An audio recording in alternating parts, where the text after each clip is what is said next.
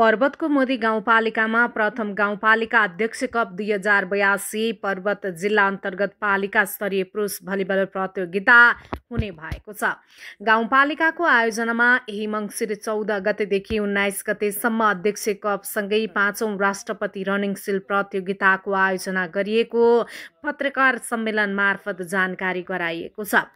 कम खर्चमा पालिकामा एकैपटक 3वटा कार्यक्रम गर्न लागि गाउँपालिकाका प्रमुख प्रशासकीय अधिकृत बाबुराम पुरीले जानकारी दिनुभएको छ। अध्यक्ष कप र राष्ट्रपति रनिङ सिल उद्घाटनको अवसरमा मोदी गाउँपालिका वडा नम्बर 6 तिलाहारलाई बालमैत्री वडा घोषणा गरिने उहाँले बताउनु भएको छ।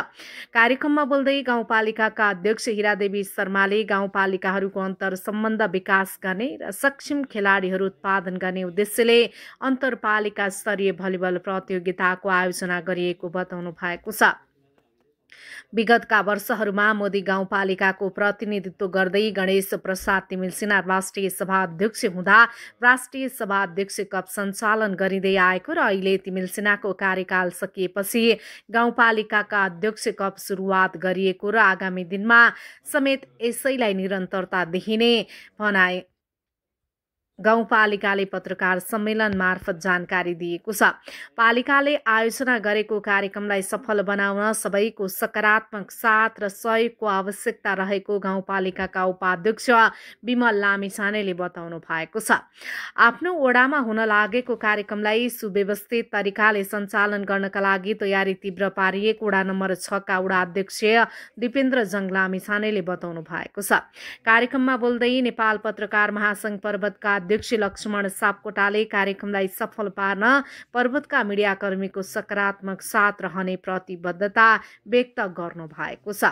पालिकाले आयोजना गर्ने 3वटा कार्यक्रम सञ्चालनका लागि करिब 22 लाख बजेट विनियोजन गरिएको प्रमुख प्रशासकीय अधिकृत बाबुराम पुरीले जानकारी दिनु भएको छ।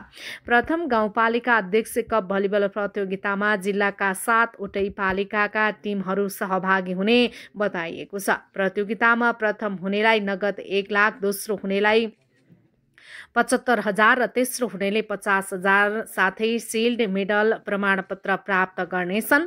उक्त कार्यक्रम मोदी गाउँपालिकाको वडा नम्बर 6 तिलाहार स्थित तिलाहार बहुमुखी क्याम्पसको प्राङ्गणमा हुने पत्रकार सम्मेलन मार्फत जानकारी गराएको छ। उक्त कार्यक्रममा स्थानीय झाँकी, र्याली तथा स्थानीय स्तरका भजन गीत प्रतियोगिता र रतौली प्रतियोगिता हुने पनि पत्रकार सम्मेलन मार्फत जानकारी गराएको छ।